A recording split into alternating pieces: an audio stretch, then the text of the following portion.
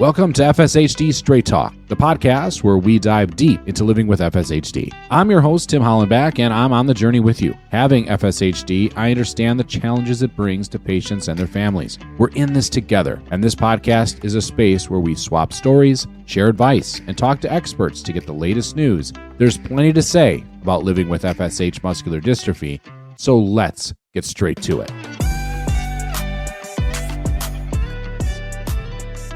Welcome to FSHD Straight Talk. I'm your host, Tim Hollenbach, here for another episode with you as we have a great guest lined up. I only needed a handful of questions for this guest. He was amazing to share so many stories, great information, great tips, great advice. It just comes out of our guest today. His name is Burke. He's from Virginia. And one of the things we're going to talk about with him is how he takes this massively large, long road trip. He has FSHD, and he goes on a 93 total day road trip, 28,340 miles in an EV, electric vehicle. Talks about that. He had, of course, hazards along the way that he talks about. One question I failed to mention is what kind of snacks did he have? I mean, we all talk about snacks on road trips, so I apologize for not having that question. And he talked about the proper hotels to get. Interesting advice, what to say to make sure that the hotel room you get, like if it's going to be handicapped, advice how to make sure that that is locked in for you, and so many other things. His FSHD emergency kit in his car, so he can do this, and moments when things maybe didn't go so great, and he got himself out of it, right, into those situations. He describes himself as a risk taker. How many of us are risk takers, right? Not too many now. Maybe we were. And he's kind of taking that feeling, being a risk taker, and this is what he's doing. He talks about, breaking through this preconceived notion that isn't true about cars, or I kind of almost adapted what he said there as you listen to the interview to everything else about us and how we live our day. And lastly, kind of the big takeaway was just live where you are. You couldn't do those things before, or you didn't do those things, or now you can't, or whatever the can'ts and I could have's, live, but be where you are, right? Live where you are. Live in the now. What can you do? Plan accordingly. Avoid the hazards the best you can. And he definitely brings a lot of that to this conversation. I'm really excited for you to listen to him, and I think this is a fun episode. Don't forget, though, you can also, as we plug away, visit FSHDsociety.org. You can find everything going on with FSHD Society. The calendar is like the place for me to kind of look and see what's going on. You know, there's a lot of different groups out there you can join, you can be a part of. We really want you to do that. So many things coming up as the holidays approach. This is November already. Oh my goodness, I can't believe it. But there's great chapter meetings coming up. There is oh my goodness, Feeling Fit with FSHD is around the corner. Parents Roundtable coming up this month. The Ontario chapter brunch meeting on the 24th. That's awesome. That sounds good. And I go for that. So many things you can find on the calendar, as well as the young adults dash. They're going to talk about relationships on the 18th. So tune in to all those amazing things that FSHD Society brings. And lastly, with this interview with Don, he was from the original kind of roots of the FSHD Society. They're chronicling that right now with his help, back with Carol and Dan Perez, and talked about in July of 1991 how they started to meet and do things and make it official. And it's incredible to think where this has started. This man is, was a part of it from the start. Being on the show, it was really an honor for him to take some time and just share his life and share his experiences. It's a blast. So FSHD Straight Talk, tell your friends about this show. Please review, rate, share, all that stuff. Find us on Spotify, YouTube, and so on. And I'll leave you to now the episode with our featured guest today from Virginia, Don Burke. Hi, everyone. I've got some exciting news for you from the FSHD community. If you've ever felt the unpredictability of FSHD or wish there was more accurate research and information out there, and I know you have, then listen up. I'm thrilled to tell you about Better Life FSHD, a groundbreaking new research platform from the FSHD Society that's changing the game for those of us living with FSHD. Better Life is your one-stop hub for tracking symptoms, accessing personalized resources like articles and videos relevant to you. And the best part, as you take surveys and track your symptoms, you provide FSHD researchers with better data to understand this complex, understudied disease. And a better understanding can lead to faster treatments, something every one of us can get behind. So head over to betterlifefshd.org and join the study. It only takes a minute to get signed up. Together, we can change the future for everyone affected by FSHD. I've done this. It's a simple process. I challenge you to do the same. Again, that's betterlifefshd.org. Now let's get back to the show. So today our featured guest is Don Burke. He joins us today. He has FSHD like so many of us do, but he has this, what I think is going to be an amazing story to share with all of us. He is a traveler, done road trips. And I don't know about you, but I've done a lot of road trips for baseball travel and this and that. And I don't mind them. I think they're kind of fun. I think there's this, cool experience that's all about it. The things you get to see. I think we can all kind of, relate to that. And the stories I think Don's going to share with that, as well as early days of FSHD Society, driving an EV car within this road trip. Oh my gosh, there's just so much to unpack. So we welcome him today. Hey, Don, how are you doing? Hey, great to see you today. So start with kind of a little bit of yourself, like where are you recording the episode from? Where do you live and your FSHD story? Yeah, I'm back at home. I'm in Alexandria, Virginia, where I've really lived the majority of my adult life. I'm about to head out on another road trip starting Thursday, it looks like. Oh my goodness. Yeah, Wow. so Okay. that's just a short one back to Minnesota. So just a couple of thousand miles. uh, the uh, I think just to maybe start a little back with my background, as I said, I've lived here in Alexandria, but I grew up in Minnesota. Mm-hmm. That is kind of my whole DNA is based out of Minnesota. So all of like the Minnesota nights you hear about all the time, that's kind of what I grew up in. Yeah. And so that formed all of who I am. Uh, I, like so many of us, FSHD is quite prevalent in my family. Mm. My grandmother had it and has passed it down through the generations. Thankfully, in my family, she was correctly diagnosed like in the 70s, which, Okay. the stories I've heard about misdiagnosis throughout the years is just such a sad tale for FSHD. In some ways, our family is fortunate that we knew what we had and it was a correct knowing all along. So that was, I think, at least we could reckon with that as we came along the way. For me, I think I was formally diagnosed with the old shoulder blade trick around the age of 17. Okay. But in reality, as I look back now, I had FSHD showing symptoms of FSHD even at age 7 and 8. I remember my grandma, forcing me to use string with a weight on it to try to make my lips work better, to like that was something we were asked to do. Yeah. And looking back on it now, that was clearly all FSH related. That was already my facial muscles weakening and not really able to chew correctly or to say Yeah. M's and P's and B's correctly. And these were efforts to try to fix all of that.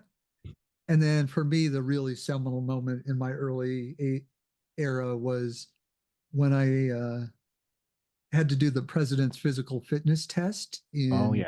in middle school and high school. And there you are sitting in front of all your other guy classmates, and you can't do a pull up, you can't do a sit up, and it was just such a Yeah. emotionally powerful moment, not in a good way. Yeah. That was really kind of my wake up call to FSH more than anything else. Then I had scapular fixation when I was like 19 20 or 21, somewhere in there. So 1989 and 90, somewhere in there. I had them on both shoulders. That was a really big thing for me. And right in that same period of time was really that was when the FSHD Society formed. And, I was really fortunate to be part of that formation. We had, it's hard to remember now, but there was a day when literally, unless someone else in your family had it, you knew no one else with FSHD. True. And that's what it was like before the society. Mm-hmm. And this researcher came along in like the mid 80s somewhere, and started asking for blood from those of us that had FSH. And somehow or another, Stephen Jacobson found his way to our family, and probably through my aunt. And we all gave blood. And like so many of the other families, we began begging him to put us in touch with the other families that he had been getting blood from. And somehow or another, one way or another, he found a way to make that work and stay within the rules. And so we all began to sort of start, just meeting each other and working together. And Carol and Dan decided to try to begin to put together these support groups around the country. And we got one started in the Mid-Atlantic with Karen Johnson, and one out of Alabama with Ann Biggs Williams, who that was my foray into it because I was in college at the time down in Florida. And we all began meeting, and then I worked up here, so she put me in touch with Karen, and we all had these meetings. And then Dan and Carol decided we really need to make this a formal thing and really try to put that together. And I found the letter of incorporation today for the FSHD Society. It was July 1991. Wow. And then in July 92, at least that's what I have from my notes, was our foundational meeting out in California, where about 15 of us all flew in from all over the country. Dan and Carol with the lawyer, and we're like, yep, let's make this a thing. Make it a thing. The birth. Yeah. And then, so, and then it's just progressed for me throughout the years. I don't know, I know everyone goes through a different journey. For me, it's been kind of a slow progression with these waves of acceleration. So, so for me, my life has changed over the years. I've always kind of been a risk taker. So I used to ski and jump off cliffs and race cars and do demolition derbies and things like that. Holy cow. And then over the years, of course, I've just had to kind of give that stuff up in various ways. I would adapt for a while, then I'd have to give it up, and move along all along that way. So, and just in terms of my history, I also started wearing my bilateral AFOs starting around 2008. Okay. So that's already been 14 years. Wow. With the AFOs. Pretty crazy. Hard to imagine. I can't imagine life without them at this point. First thing I do in the morning is I put those on as soon as I'm out of the shower. Wow. And then I think for a lot of people with FSH, you can remember the first time you fell and you can't get up. I don't know. For me, that was January of 2017. That was a really difficult day for me. It was I fell in a very odd place. I was alone. I was in an isolated place. And I laid there on the ground for quite a while till someone came by to help me up. And that was the first time I couldn't get up. And that was a really big change in my life from that point forward. What and did you go ahead. Sorry. Yeah. Like what did you do, or what did you change when you hit that point when you fell, needed the assistance to get up? I'm sure that was very emotional and scary. All that rolled into one. So then what did you change? What did you it's a real gut punch. I think, from that time out, I knew that I really had to make sure that I had some sort of line to help at any given time. Mm-hmm. Because, I literally laid on that parking lot just waiting for someone to come by and find me laying there. Wow. So it was a big change in terms of how I went about life, because Mm-hmm. I knew that I could no longer just depend solely on myself to recover if something happened. Mm. So that was it wasn't that I stopped doing anything that day. It was Yeah. more like, oh, now I need to wrap myself in another layer of protection Mm-hmm. because if I go down, I'm going to need help. Yeah, that makes sense. That's scary Yeah. still, nonetheless. And then to wrap, yeah, it still freaks me out thinking about it. Uh, and then to wrap up sort of the history section, I've been privileged to be in, I think, 3 clinical trials now. I was in the Oh. original myostatin 29 trial. I was in the MOVE trial, Mm-hmm. Okay. and I just finished up the Fulcrum trial, the Mm-hmm. losmapimod trial. Mm-hmm. So I've got a fair bit of experience on the trial front. If Yeah. anyone out there has questions about clinical trials, feel free to reach out to me. I'm Ouch, certainly yeah. happy to talk about that. I love the clinical trials. It's a Mm. really interesting experience, and I encourage everyone to get involved in that. And so I think that's kind of where I'll wrap up the history. I am still able to walk, not Yeah. very well, but I am able to walk. And that was a big impetus for me pushing to retire as soon as I could, so I could Yeah. travel while I could still walk. So let me sort of hand it back over to you for a moment. That's great. I mean, because you mentioned a couple of key things in there, like the term risk taker. Is that you obviously jumping off cliffs? There's no way I'm doing that. That is wild, Don. And those are of course extreme, but risk taker that you are. It seems like then what was your next risk taking move then? Is it these road trips that kind of stretched the limits a little bit? Yeah, yeah. Well, throughout my life, I've always loved the synergy between man and machine, Mm-hmm. because the machine can pick up where my body fails me. So I think sort of a lineage of all of that is the different way that I use machines throughout my life.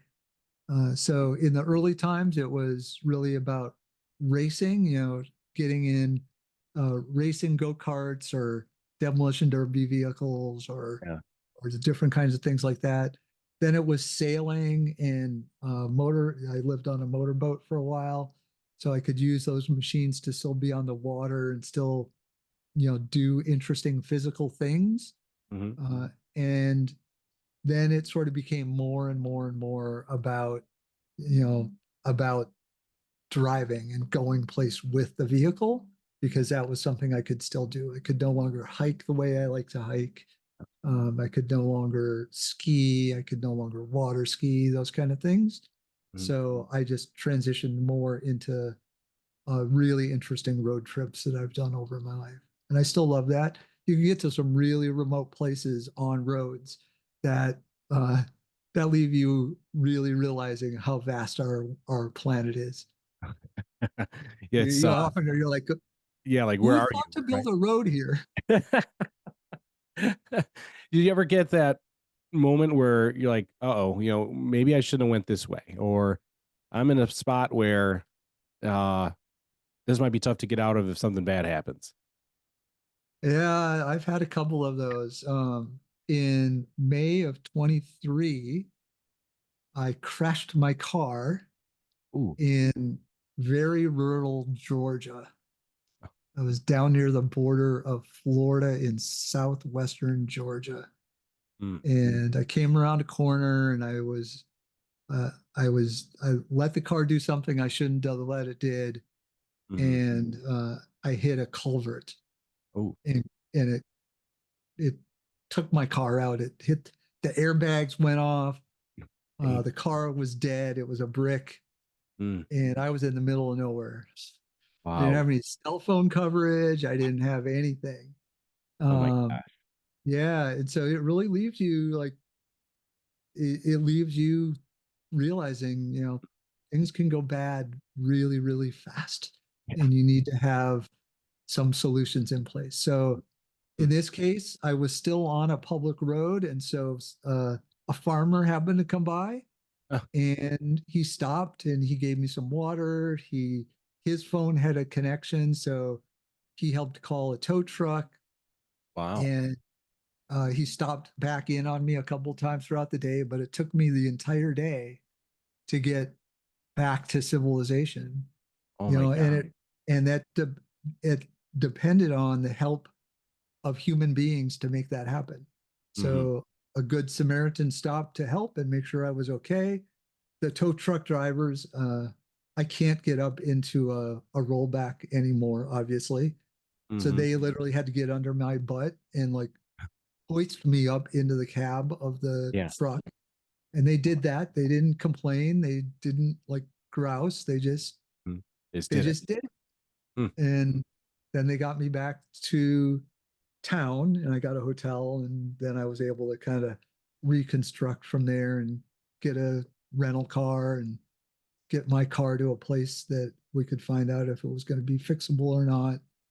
And then I sort of reset and started again.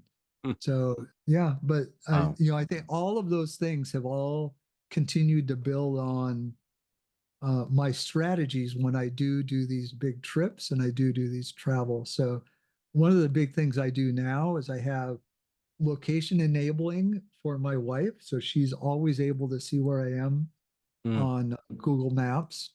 Okay. And I also have a chat group of fellow road warriors, Mm. all friends. Cool. And so we can stay in touch at any given time. And if I'm going to go somewhere really remote, Hmm. I'll chat them and I'll say, hey, I'm about to go into the middle of nowhere for a few hours. Please Yeah. check me out on, we also use a tracking app so that we can see where each other are. And Nice. I'll just say, follow me on that and make sure that, I'll ping you when I'm back in cell phone coverage. And they follow along, and they're ready to They're jump there. into if anything weird happens. So That's that's awesome. sort of a core of like how I create a kind of a community around me when I travel, Hmm. so that I can get help. I Mm. actually got help from one of the FSHD Society's employees a couple of years ago when I had a flat tire just outside of Denver, Yeah. and I ended up staying in the car overnight waiting for to get some help. And when the truck came, I asked them if they'd come out and pick me up so I could just come Hmm. back in their car rather than in the rollback. Yeah. So it's Nice. about building relationships and having, knowing people, and like so much else in life, being willing to ask for help when you need help. Mm-hmm. So many of us have trouble asking for help. And it's something I've really worked to get over. And if I need help, I ask. People Yeah. are almost always willing to help if you ask them for help. Yeah. Don't deny them the opportunity to help you because somebody Right. told you Exactly. once, right? Yeah, They might exactly. want to actually help you. Like, don't take that from them. It's like, oh yeah, that's a good perspective. So Yeah. with these trips, there's you shared with me some interesting stats. Like you had this long road trip, and you had 93 total days on the road, 28,340 miles traveled. And now keep in That's mind, if we haven't really set the stage here for these trips, or this is with an electric vehicle, right? I mean, this is yeah. not gas powered, folks. This is electric vehicles. So for all those people that have had apprehensions or questions, I know I'm one of them, of how far can I really go with an electric vehicle? Can I really go that far? Can I really go cross country? You're living proof, Don, that this is possible. Yeah. Yeah. I drive a Tesla Model X. It's really good for my disability. Hmm. It's got great doors for me to get in and out of. Yeah. It's got air suspension that I can raise and lower the car. And it's really easy to slide in and out. Mm. The Falcon Wing doors are great for me to put my scooter in and out, Mm. or to to get in and out, where I keep a refrigerator for food. Oh, nice. So it's just really easy access. So it's one of the big reasons I have that car. Hmm. That particular EV can go, my particular EV can go about 330 miles from top to bottom in Okay. ideal conditions. Normally, on most normal days, I drive 2 to 3 hours between stops. I can drive longer, but that's kind of more of an optimized way. Is three-ish hours or so, 180 miles, and stop. And there are chargers everywhere. You don't even need to know where they are. The car, if you don't travel like I do, and you're just trying to get from point A to point B, Yeah. you just tell the car where you want to go, and it will tell you where to stop, how long that stop is going to take. And it'll just route you right through to where you want to go. It's like super simple. Of course, I don't do it that way. As a risk taker, I'm looking for the hard routes. I get off the interstates. I'm like, where are the fewest chargers? That's where I want to go. Oh my gosh. And I want to go to all the chargers. So I have this stupid little hobby with other friends where we collect superchargers. So I go to all of them. I try to get to every single supercharger. Wow. But on average, I typically spend about 10 to 20 minutes charging per stop, which is enough time to go in and go to the bathroom, get a little food. The car is almost always ready before I am. And there are times where that's not true, but most of the time it's 10 to 20 minutes. I usually try to stay at a hotel that has charging, so I can start the day fully charged if that's possible. Of course, a handicap room is more important for me. So first order of business is to find a Hilton hotel with a handicap room, and then look for one that has EV charging that goes with that. But what's the cost of the charging? I'm sure someone's thinking this right now. Like, what is that cost? Well, I'm a little bit of in an unusual situation. For me, it's free because I got a perk with my car for 6 years. I get free supercharging. So that 93-day trip, I would have used about, my app says I've saved $6,800 in gasoline cost this year. Wow. Just because I have free supercharging. But generally speaking, on the road, it's a little more expensive than charging at home, but it's still cheaper than gas. It's like driving a car that gets 60 or 70 miles a gallon. So, it would cost about, $12 to fill up, I think, and go 340 miles. Damn, that's great. Like that is awesome. Well, every supercharger is a little different, so I can't say unequivocally, and every EV is different. But they are definitely cheaper than gasoline. And if you can charge at home, they're a lot cheaper than gasoline. Yeah, and a lot. Because I have an acquaintance, I guess, kind of a friend, that has a Tesla also, and she has said it's not like driving a car; it's like driving technology. Yeah, well, it is that. Yeah. They're like Tesla has basically no buttons in the car at all. There are a couple of buttons on the steering wheel, and then the rest of it's controlled through like an iPad. Wow. It's up through the screen in the center. Yeah, it's great. It's always connected. It's always it's always trying to keep you safe. It'll try to avoid traffic accidents. If it has any ability to help you avoid an accident, it'll do that. It won't let you run out of electricity. And it'll route you, as I mentioned. It's got YouTube on it. It's got Netflix on it. It's got it's got all these games you can play while you're charging if you want. Yeah. That's amazing. The kids can play games in the back while you're driving. Yeah, it's a lot of fun. They're amazing cars. They're just amazing. Super reliable, super cheap to drive. Thing that people don't realize is, I just got in and went, right? I didn't have to think about a 30,000-mile road trip. I just got in and went for the most. I put new tires on. I just got in and went. There's no oil changes. There's no emissions. There are no Yeah. air filters. There's no, well, there's air Ah, filter, but there, you know, yeah, maybe there's for the none of cabin, the but other. not for the motor. Right. Yeah, exactly. Uh, You're right. And so they just go and go and go. You have no maintenance. You don't have to like, you don't even rotate the tires. You just, wow.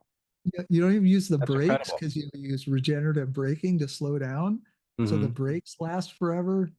Man, Yeah, that's great. Yeah. So 93 eye days, opening. Yeah. So what part of the year did you go? Is it summertime May, or yeah, May, June, July, and August. Yeah. May, So end of May, March? June, July into August. May 9th, May 9th to August 9th. And did you hit every state? Like, what was the goal of that 93-day Well, trip? my goal was to really get to the Pacific Northwest. That was kind of the primary goal. Hmm. I hadn't really traveled the Pacific Northwest in my electric vehicles yet. So that was a big hole in my map of travel. Okay. And I'd never, it's been probably 2 decades since I'd been to Washington State, and I wanted to get back to Washington State, see a bunch of friends and things like that. So that was roughly it.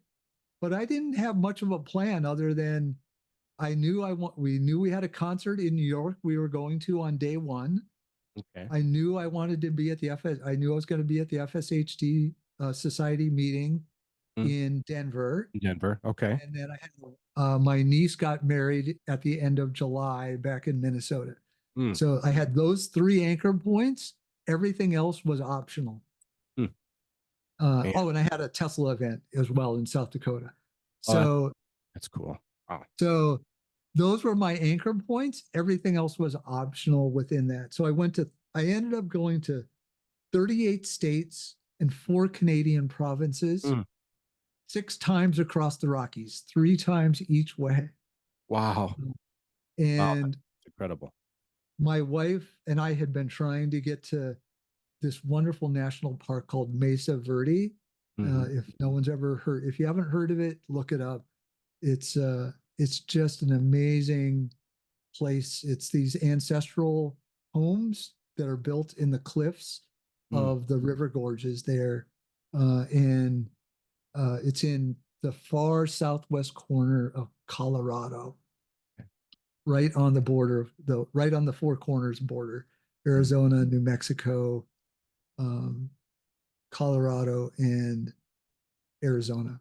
There's- Um, and it's just an absolutely stunning place. So we got there as well. Uh, we went back through Death Valley. I'd been wanting to get back to Death Valley since my first visit there, and yeah, so we just roamed around.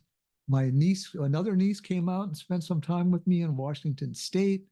We spent a wonderful couple of days in the Cascades there. We did some whale watching up out of Bellingham. We went up to Whistler. She had never been to Canada, so I took her up to Whistler in north of Vancouver for a day trip. That was interesting, crossing a border in Yeah. Washington State. Me, an old white guy, with a young lady with Virginia plates. Yeah. Her passport was from Minnesota. Oh, geez. Oh, man. That Yeah. guard was like, "Who are you and what are you doing?" That's a little suspicious. Yeah. Yeah. So, well, but it was fine. We got through, and it was all good. We had a wonderful day up at Whistler. But yeah, and then just some of the parks in the Rockies are just absolutely spectacular. And just the Wow. roads are just amazing. For me, I love being west of the Mississippi. It's just the big open spaces, the roads are just, Mhm. you look out these roads, just go to the vanishing point, and you Yeah. don't see anything else but a road going straight to the vanishing point is Mhm. just, I love it. It never gets old to me. Wow. Yeah, that's what I was going to ask you. Like, do you ever get tired of being, you hear that from people, I'm tired of being in the car and this, and it doesn't seem like that's a problem for you though. Well, it takes a certain mindset, and it Mhm. takes a little while to get into it. The first week or so, you're like, oh, like, what's going on here? What am I doing this for? Yeah. But then you kind of get into a rhythm, and it sort of becomes your daily norm. Mm-hmm. And it's just kind of what you do every day. You get up, you Yeah. drive a few hundred miles, you see something, you do something, you find another hotel. Mm-hmm. That's just kind of what you do. But it takes a certain mindset. You're wearing the same clothes all the time. You're packing up every night, every Yeah. morning. Every day is a different hotel. You're like, Mm. what am I gonna find today? Like they said it was a handicap room. What is it really Is it gonna be? really? Yeah. Is it really? Yeah. Which is why I've settled on Hilton, because they have proved to have the most reliable Oh, handicapped good. rooms in my experience, as a road warrior. Mm. I was trying everything under the sun, and I just They were the found that most consistent. Yeah. yeah. Yeah. So I request, I always look for a roll-in shower at a Mm. Hilton hotel. Those are the most reliable of anything. Mm-hmm. So, and roll-in showers are just far easier for me than getting in and out of a tub. Oh yeah, absolutely. So The leg I lift always have a things. roll-in shower. Yeah. But of course, I have my emergency kit with me too. So I have an entire emergency kit. I should just start labeling it my FSHD emergency kit, that I have in the car. It's a whole range of things Okay. that I carry with me, so that if I find myself in a place with a room that's really not very good, I can still make do.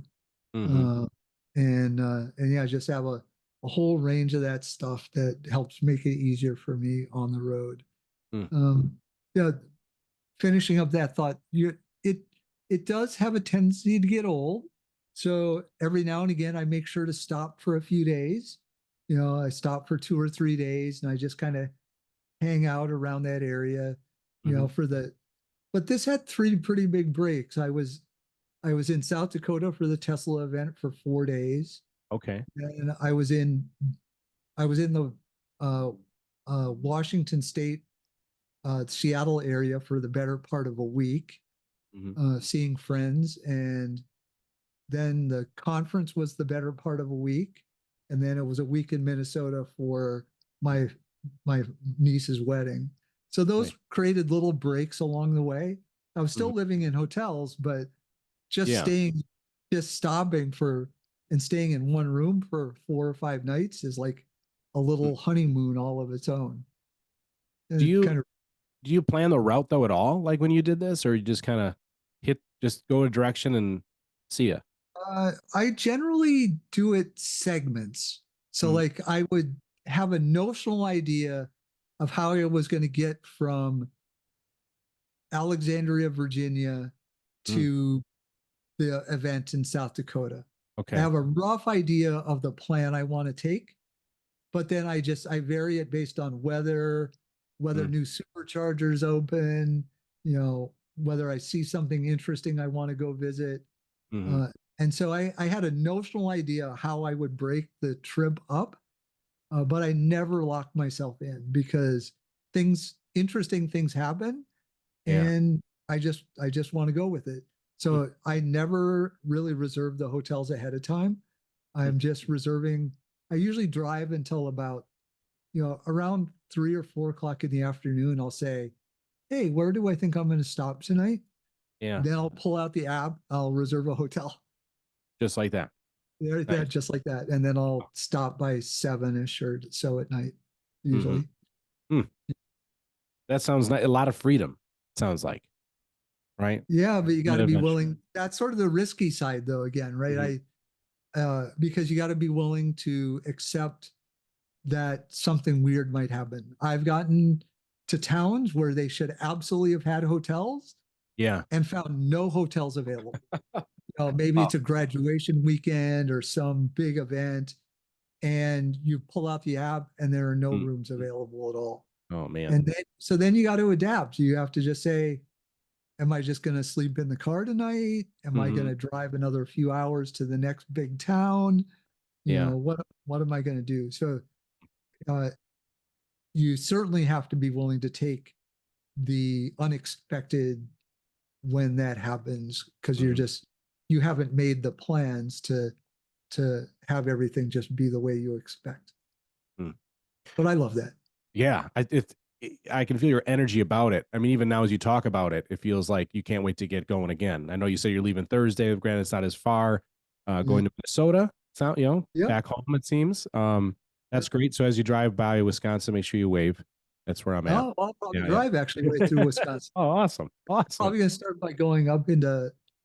I never go anywhere in a straight line, Okay. so I'm probably gonna start by going up into far north New York State, over to Buffalo, down along the Great Lakes, so across down along Lake Erie, Mm-hmm. probably, and then I think I'm gonna swing up through Wisconsin, maybe up through Milwaukee, Nice.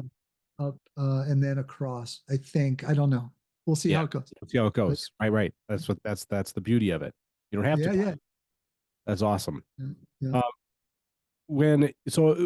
Advice you would give someone that wants to do a road trip, even if it's not something so extreme. It sounds like you're saying make sure you have some type of FSHD emergency kit. Maybe they want to plan a little more than maybe you've let on that you do, because maybe that's more of a mission trip to get to a place. But elaborate then, like, what do you think is like the must for someone with FSHD if they're going to take these kind of trips? I would, well, first of all, is to make sure you have a plan for your hotel rooms, and get those reserved, make sure they're handicap rooms. I would even encourage once you make the reservation, I would encourage calling the hotel and asking them to hard block the room. So there's a term of art in the hotel industry called hard blocking. It turns out when you reserve a hotel room, you're not reserving a specific hotel room. You're reserving a category of hotel rooms. And you can theoretically be changed from one room to another by the time you arrive. Some hotel chains are better than others, particularly with handicap rooms. But I have had many occasions where I thought I reserved a handicap room, and I arrived, and they did not have a handicap room for me. So the best way to ensure it is to use a direct reservation, like the Hilton app or the Hilton website, not Priceline. Although Priceline's getting better, I have experienced. And then calling the hotel saying, please hard block this room for me, or putting it in the comments when you reserve it, hard block this room. Saying, I must have the roll-in shower, please hard block this room. And that never failed. It's never failed me as far as I can recall. That's good. I wouldn't want to say to anyone that it's 100% guarantee. Right. But if you can get it hard, especially if you call someone and talk to the front desk staff and say, I need that room hard blocked. Can you do that? And they'll undoubtedly do it. And then you'll be in a good shape for that. So that's, I think, job number one, and then I would always ask for a roll-in shower. And then some of the things I carry with me, I have a couple of things here, but I think I have, one of the things I carry is suction cup grab bar. And that I actually carry 3 or 4 of them of different lengths. That usually works, but if the tub is tile, yes, a lot of times the suction cups won't fit over the tile. The tile is too small. Oh, I see what you're saying. But that's why I carry different lengths, because if there are tiles, a different length grab bar, you can find one of your grab bars, you can find a way of angling it so that it fits just on a tile. Nice. So that's, I carry 2 or 3 of those. I carry these rubber mat, they're called water shoes. Okay. Yeah. So they're rubber on the bottom, and you can just slip them on, because I don't know about anyone else, but for me, wet tile is like the most dangerous thing on the planet. Yeah. So I carry, so I have these water shoes that I can wear. I can just wear them right into the shower if I want. Yeah. Or I also carry rubber bath mats. I carry 2 of those. And I often will put those down outside the shower so that I can get from the shower over to the sink without walking on the slippery tile. That's smart. I always carry a grabber, like a hand grabber, so I can have that in the room. I always have my phone with me, of course. And then I have a variety of other things just for safety on the road. I carry a little step stool that can help me get up if I have to, like, again, if I had to get into a rollback or something, that would help me be able to get into the rollback. I'm trying to think what else, a couple of other things that I can use for stepping if I need to. But those are some of the notional things. Let's see. And I carry an extra pair of my AFOs with me. Okay. Extras. Makes sense. Because if I've, a number of them have broken. I've been wearing them for 14 years, as I said. Every now and again, they'll break. And the thought of being halfway into a big, massive road trip and having an AFO break on me is just like, that sends shivers up my spine. Oh, man. So since I wear 2, I wear them on each foot, I need to have a full pair with me. So they just sit in my frunk. Yeah. And I have a chair that I can use. So I have a nice collapsible chair that I can pull out at any given point if I need to. That works really well. It's solid. It has arms I can get up and out from. And I also carry a refrigerator in the car so I can have some decent food with me at any given time. And I always have extra food if I got stranded or something. I could live for probably a week out of the car if I had to. Don, were you a Boy Scout? Yeah, I think, yeah.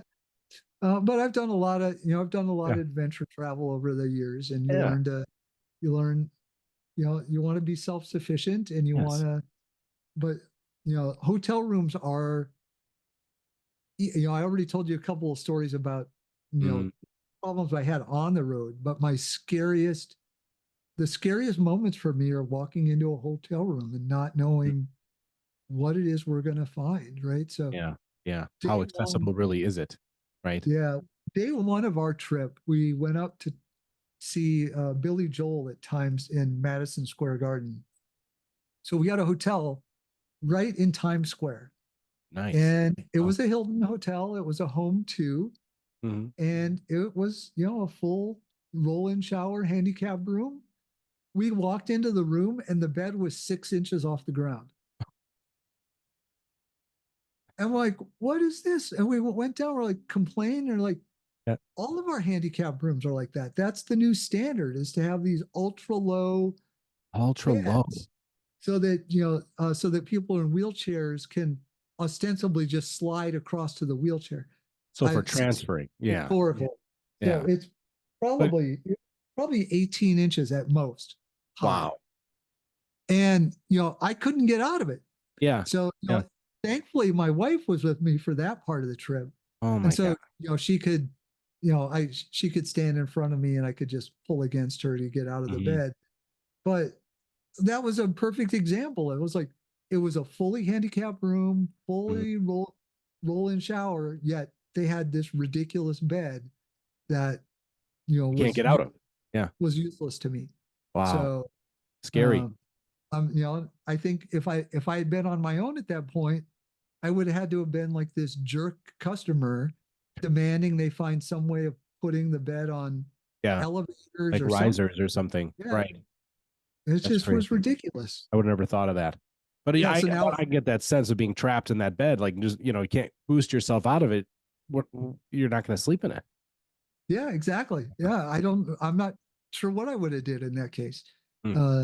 Thankfully it was not an issue because my wife was with me, but there were times in far remote Canada where there were no Hilton hotels, and I just had to go off of a couple of times. I literally just had to use Google Maps and type in hotel to find out what came up. And I literally had to call every hotel to try to find something. And a couple of times there were none with handicap rooms. And so Mm. out comes the emergency kit, Yeah. and you do what you can do.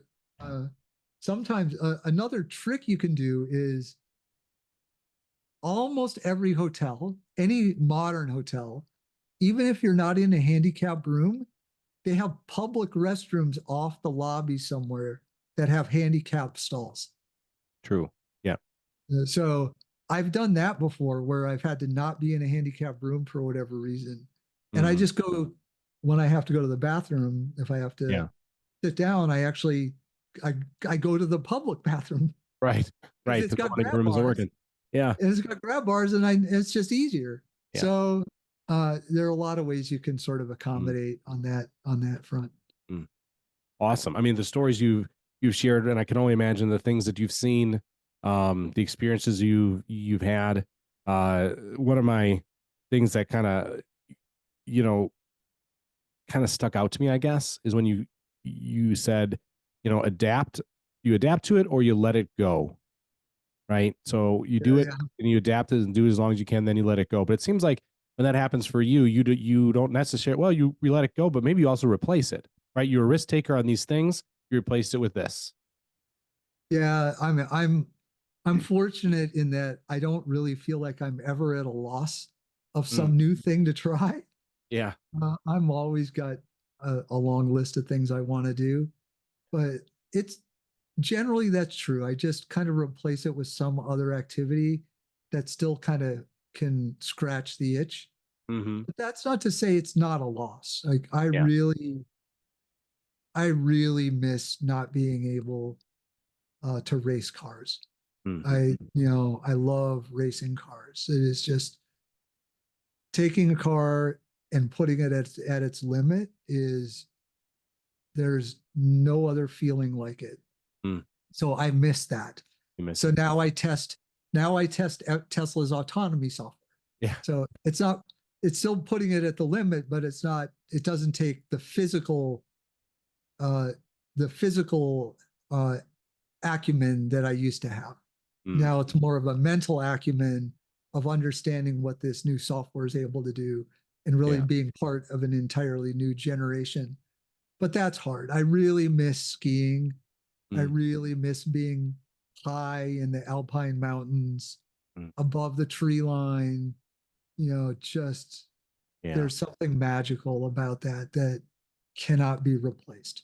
Yeah. So I don't want to leave the impression that it's just easy to walk away, but psychologically you have to, right? Psychologically, you can't live in regret. You can't live in what was. You have to live where you are. And so I always try to live where I am and get as much out of that moment as I can, so that when I get to the next moment, I can't do it. I'm never saying, well, at least, I regret that I didn't do something that I wanted to do. So for me, it's always about doing now, because I don't know if I can do it tomorrow. Right. And if I do it now and I can't do it tomorrow, well, I did it yesterday. But at least you did it. At least I did it, or at least I tried, or at least I gave it a shot. And so that's been a motto of mine throughout. And that was a big reason I retired so early, was I was still able to walk. And my neurologist for a long time was a wonderful doctor named Catherine Wagner, who many of you may know. And about, I don't know, 10 years ago or so, I was talking with her at one of my appointments. And I said, well, all I want to be able to do is to retire while I can still walk. And at that point, I was still walking pretty well. Yeah. I said, it was about 10 years away. And she said, you'll be able to walk. And I wish I could tell her thank you. Maybe she'll see this. Yeah. And good advice. Because she was right. I was able to walk. So I walked away from a really good and lucrative career, because the last thing I wanted was to be sitting at some desk as I lost my ability to walk. Right. I wanted to be able to get out and do this kind of road trip while I still had the ability to do it. And so that's So I've now done that. Well, this is yet it's the longest one, but it is hopefully not the last. Yeah. But it's also, I no longer have to think, well, I wish I had done that. Mhm. I've done it. You've done And it. I can still do more, Mhm. but I no longer, I achieved that goal. I retired and was able to get out and do that big trip. That's awesome. Achieve the dream that you set for yourself. You had a goal, you did it. A lot of people can say that they tried and maybe they only got so far. It seems like you achieved your goal. So is that kind of your final thought to the people before we let you go that are watching? Like, what would be your advice for them? Is it that? Is it just go for it? Is it a state of planning? Yeah, I think so. I think what I had this really great professional development class once, and one of the sessions was about thinking about your future. Mm. And this instructor asked us to write down, what do you want to be doing a year from now? Mm. What do you want to be doing 5 years from now? And what do you want to be doing a decade from now? Mm. And each one of those gets more and more amorphous.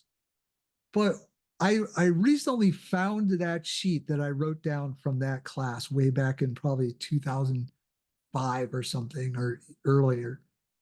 And what was remarkable was how well I had actually followed that trajectory. Mm. And it's a really useful exercise because it helps you kind of think through, what is it you would like to see? And then if you keep it in your mind, you can ask yourself each year along the way, did I achieve the 1 year goal? Is the 5 and 10 year goal still relevant to me? And if it is, am I moving in that direction? Mm. Am I putting the finances in place to make it happen? Am I Mm. making the career moves to make it happen? Am I, building the skill sets to make it happen? Do I have the relationships to make it happen? Mm. And it can create this really wonderful grounding for you to stay a path and help you achieve what you want to achieve. Mm. And just sort of set near, mid, and longer term goals that you can kind of keep yourself accountable to. Yeah. And then go do it. Right. Take it to action. That's Yeah. awesome. Well, thanks, Don, for joining us, sharing so much information. If they want to follow you, or reach out to you, is there a way that the listeners, watchers can do that? Sure.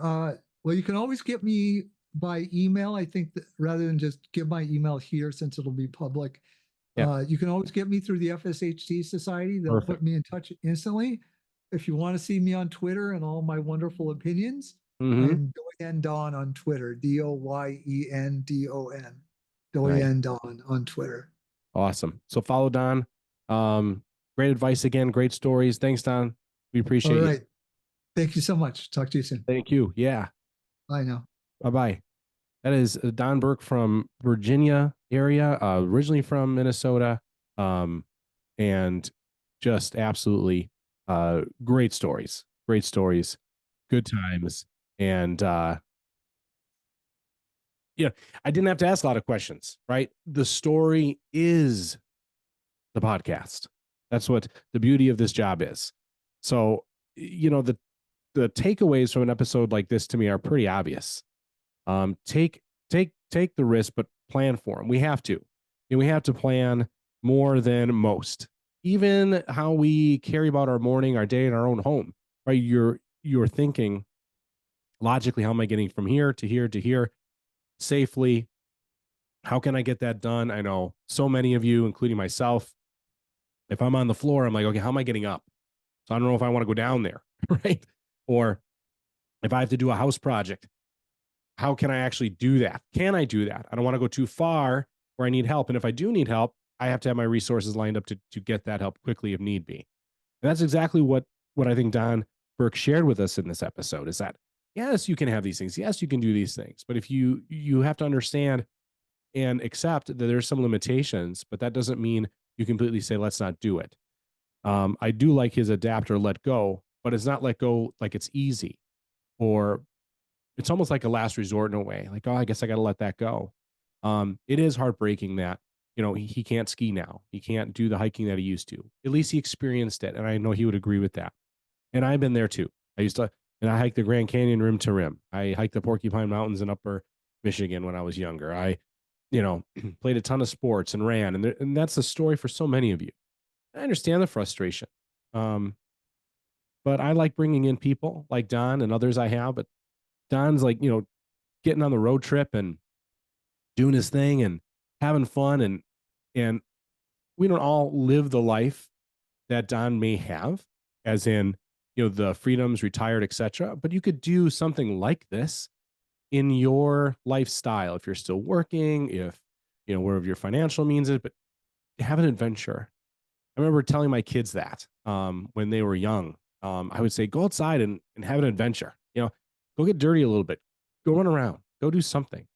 And I think we have to take that advice too, even at our ages, whatever ages you are. Try to experience what you can. We adapt. We pre-plan maybe more than others. We make sure that we can not get in too much trouble and be able to get ourselves out of it. I know I can definitely envision when the bed's too low or when you can't get out of a chair even. I've had those moments. And even before I have the moment, like, okay, I just sat in a chair that's way too low. I don't know if I'm going to get out of this chair. And as I'm sitting in the chair, I'm thinking, how the hell am I going to get out of this chair? Or maybe I'm carrying on a conversation with people or this or that. They're not exactly close friends where they know what I have to deal with. So I'm like, this is going to be awkward, right? But I need to get out of this chair at some point. And then you kind of overcome that anxiety part and say, well, I just got to ask for help. And I think that's one of the great takeaways today too, is Don said, ask for help. Don't deny people the opportunity to help you. Is always great advice. Before I let everyone go, I know when this is, I'm sure this is not going to be always new news, but we've had a guest on in the past, Tony Teal, with his wife, and we've had them on episodes in the past, and they have been great guests on a couple episodes with me and this show, and Jenny and Tony Teal. And yesterday, when I was looking through my social medias and whatnot, I found out that Tony Teal passed away, and he's been fighting. He's been fighting illness. It sounded like almost a mystery illness. It appeared. I don't know the details, but I was heartbroken to see that. So, in your time, if you know Jenny Teal, if you ever met that couple, if you followed them on YouTube, they were content creators on there. At least that's the legacy that they can leave too, or Tony can leave too. And they have 3 great kids too. So my prayers definitely deeply go to them and their family. So I want to take that moment to wish them well and know that I'm thinking about them, and I know our whole community is. So thanks for listening to this show. Visit fshdsociety.org to learn more and also to follow Don Burke. You also can follow the show, rate, review, please, if you can, and share it with your friends. You can find it on YouTube if you like watching in, or anywhere you find your podcasts. Thanks for listening to this episode of FSHD Straight Talk with your host, Tim. Thank you.